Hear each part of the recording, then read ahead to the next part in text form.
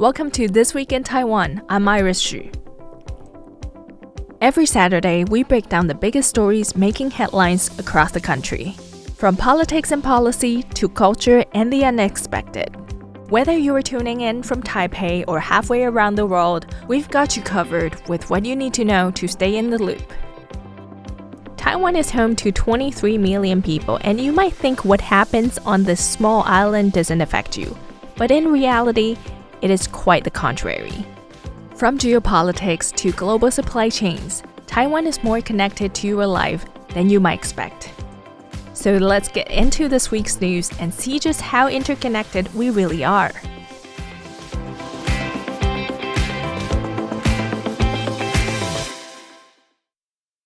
President Lai Ching-te and Interior Minister Liu Shifang both advocated for cooperation between local and central governments in the aftermath of the December 19th metro attack.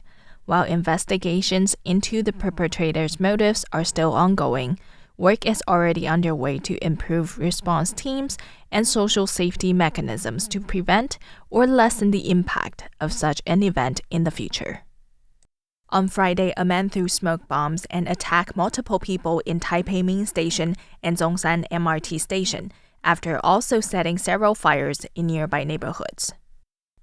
The perpetrator injured 11 people total from both attacks, not including 4 who died as a result of their injuries, including the attacker, who purportedly jumped from a building while running from police. On Saturday, President Lai visited the injured in the hospital and received relevant briefings. He also thanked the National Police Agency Premier Zhuo Rongtai and Taipei Mayor Jiang Wan'an for their prompt, appropriate actions. He said he hopes the members of the central and local governments, regardless of party affiliation, will work together in this critical time to minimize the impact of the attack, but also to review and learn from it. The goal, he said, is to establish a system that can respond quickly to protect public safety, either by preventing such attacks or providing quick assistance when they occur. No motive has yet been found, although Interior Minister Liu reported Monday that no direct tie to foreign forces has been identified. So far, we believe it's not related to anything overseas or abroad. The only related aspect is the emergence of copycat criminals online. Since the day of the attack to noon on Sunday, the Criminal Investigation Bureau has accumulated approximately 20 reports of related activity. If this activity originates within Taiwan and the perpetrators can be identified, whether in Taipei, New Taipei, Taichung or Kaohsiung, cases have been transferred to the local prosecutors' offices for investigation.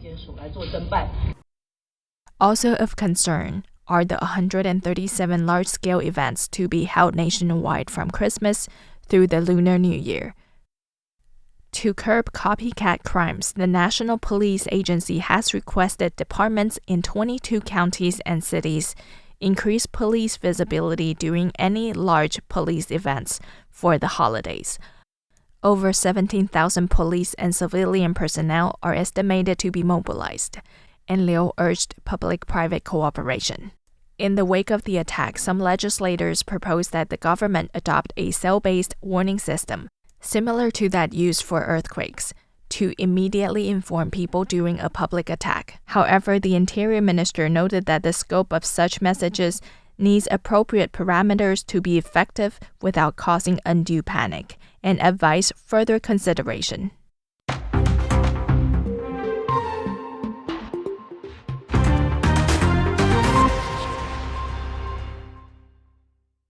Foreign Minister Lin China-lung has instructed his ministry to fully support Palau in hosting the Pacific Islands Forum, or PIF, set to take place in the ally nation next year. Lin said Taiwan not only stands with it as a steadfast friend and also hopes to share its experiences and strength globally through cooperation guided by the Pacific Way spirit. From Thursday to Sunday, Lin led the Taiwan-Palau Diplomatic Allies Prosperity Delegation, which included representatives from Taiwan's tourism, healthcare, and energy sectors. One of the main reasons for this year-end visit, Lin wrote on Facebook, was to emphasize his ministry's determination to assist Palau in successfully hosting the PIF. During his trip, Lin inspected the planned PIF venue and pledged Taiwan's support for developing green transport options to shuttle delegates' vehicles that will later serve residents in line with Palau's eco-friendly national goals. Michael Lin, Director General of the Foreign Ministry's Department of East Asian and Pacific Affairs, said Taiwan has long upheld the PIF's core values of diversity and inclusiveness. Taiwan's participation in Pacific affairs has always upheld the Pacific Way spirit of diversity and inclusiveness shared by PIF member countries. We believe that Taiwan's involvement can continue to expand cooperation with the Pacific Islands Forum, our Pacific allies, and other like-minded nations.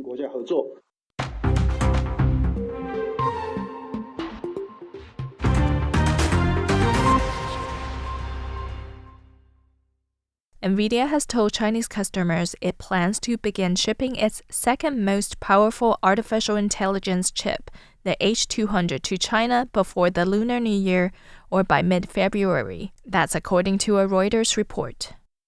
According to sources cited by Reuters, the U.S. chipmaker plans to fulfill initial orders using existing inventory with shipments expected to total about 40,000 to 80,000 H200 AI chips. The sources said the plan remains contingent on regulatory approvals, as Beijing has not yet cleared any H200 purchases. Another source said Nvidia has also informed Chinese clients that it intends to expand production capacity for the H200, with orders for additional capacity expected to open in the second quarter of 2026. However, the timeline could shift depending on government decisions in both China and the United States. Reuters previously reported that the Trump administration has launched an interagency review of license applications for the sales, reversing restrictions imposed under former President Joe Biden, who banned advanced AI chip exports to China over national security concerns. The H200 is part of Nvidia's previous generation Hopper line and remains widely used in AI despite being superseded by new Blackwell chips. Nvidia has prioritized production of its latest architectures, making H200 supply relatively constrained. China is simultaneously accelerating efforts to develop domestic AI chips. Local firms have yet to match the H200 performance, prompting debates within China over whether allowing imports could slow the growth of its homegrown semiconductor industry.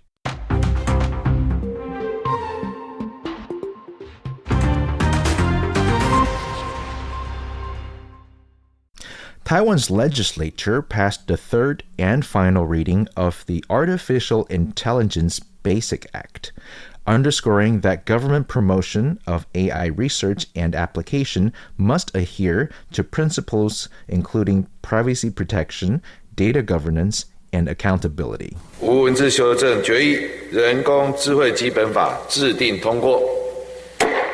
The Vice President of Taiwan's legislature, Jiang Qi-chen, said there are no textual revisions. By resolution, the draft Artificial Intelligence Basic Act is hereby enacted.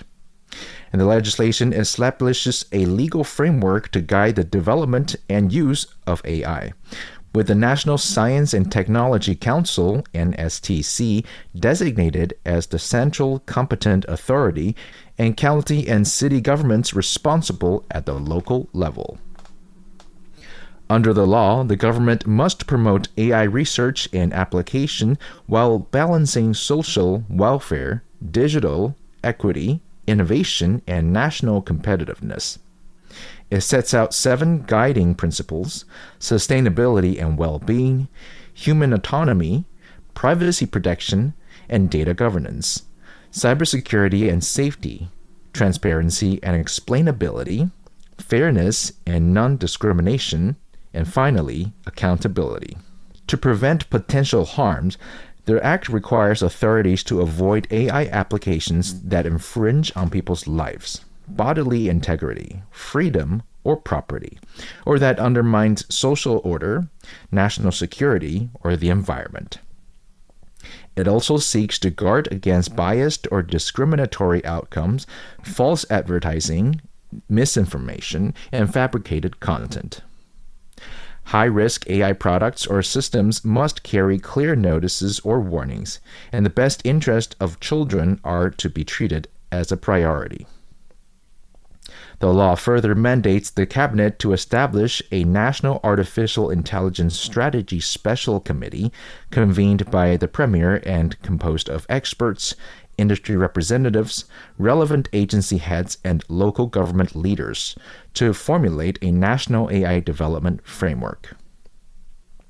Lawmakers from both major parties said the next phase will focus on enforcement measures, cross-ministerial coordination, and broad participation from industry and society to ensure the framework remains forward-looking and innovation-friendly.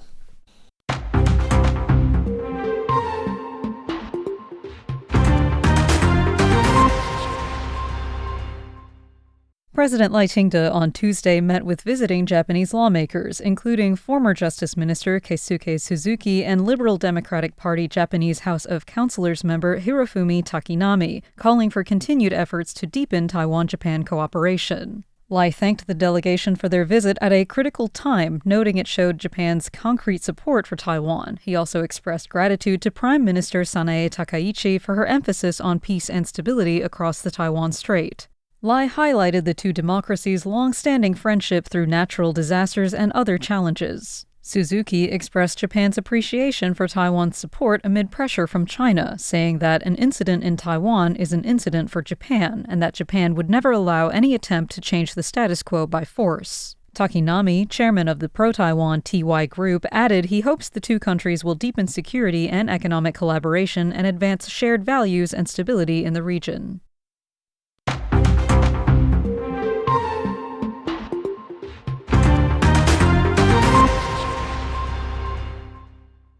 Placing flowers and bowing repeatedly with clasped hands, Kobe City Councilors Uehara Norihiro and Yoshida Kengo paid their respects to the victims of the Taipei mass stabbing attack. The Japanese politicians visited the Eslite Spectrum Nanshi bookstore near Zhongshan Station in Taipei, one of the sites of the attack. Uehara shared that he believes Japanese travelers won't be deterred from visiting Taiwan due to the attack, and on the contrary will want to visit even more to show their support. Over 30 Japanese National Diet members are visiting Taiwan and have met with President Lai Ching-te and Premier Zhuo Rongtai. Premier Zhuo expressed special gratitude to House of Councilors member Takinami Hirofumi for advocating for legislative amendments that allow Taiwanese on Japanese family registration documents. Takinami said the issue was personal, as his wife is Taiwanese. Dozens of other politicians are expected to arrive in Taiwan, marking a notable surge in Japanese politicians visiting to forge deeper Taiwan-Japan relations.